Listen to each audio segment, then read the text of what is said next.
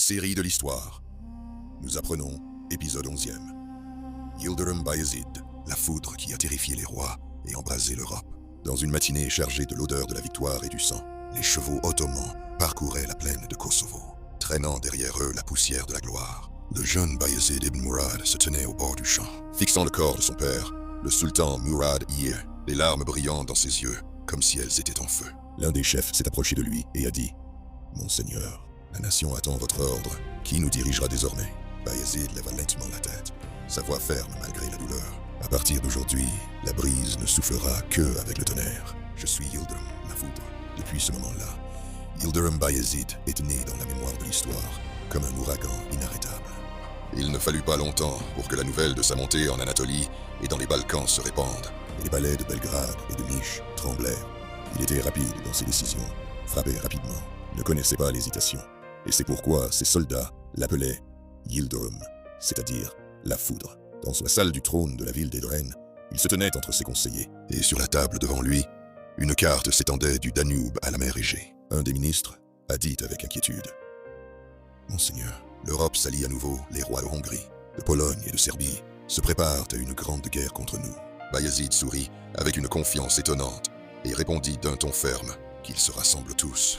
Nous ferons de leur alliance des cendres que le vent emportera. Yıldırım n'était pas seulement un sultan assis sur le trône, mais un chef qui montait lui-même à cheval en tête des rangs. Lorsque la guerre éclata à Nicopolis en 1396 et que les armées d'Europe s'étaient réunies pour une immense croisade, Bayezid dit avant la bataille d'une voix que ses soldats pouvaient entendre. Ceux-ci ne nous combattent pas seulement, ils combattent notre croyance. Et celui qui se tient aujourd'hui à nos côtés, qu'il fasse de son épée un témoignage de sa loyauté. La foudre s'est abattue. En quelques heures, les plaines de Nicopolis se sont transformées en enfer. Les armées de Hongrie, de France et de Pologne ont été écrasées sous les coups des Mamelouks ottomans, et leurs bannières sont tombées les unes après les autres. Le soir, Bayezid se tenait parmi les prisonniers européens et leur dit d'une voix calme et majestueuse « Vous n'êtes pas venus pour libérer, mais pour piller et tuer. Alors sachez que l'Orient ne se prosterne pas. Mais la foudre, quelle que soit sa puissance, ne peut pas rester allumée pour toujours. » Alors que l'Europe vacillait sous ses coups, un danger encore plus grand rampait depuis le lac de Loire. Tamerlan, le souverain de l'autre côté du fleuve, est un homme sans pitié. Entre l'ambition et la colère, la foudre a rencontré la tempête.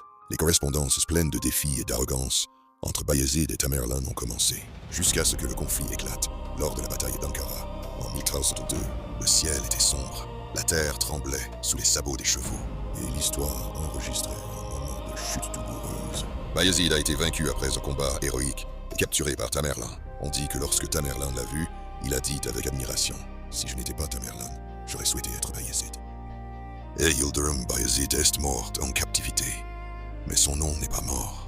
Il est resté un symbole de force, de dignité et de détermination inébranlable. La fin de Bayezid, non, n'était pas une chute, mais une étincelle qui a allumé en ses fils l'esprit de vengeance et de renaissance. Et parmi les cendres, l'Empire ottoman renaîtra, plus forte qu'auparavant, dirigé par des sultans qui écriront les chapitres de la gloire à venir. Suivez-nous dans le prochain épisode de notre série historique pour en savoir plus sur l'Empire ottoman. De l'histoire, nous apprenons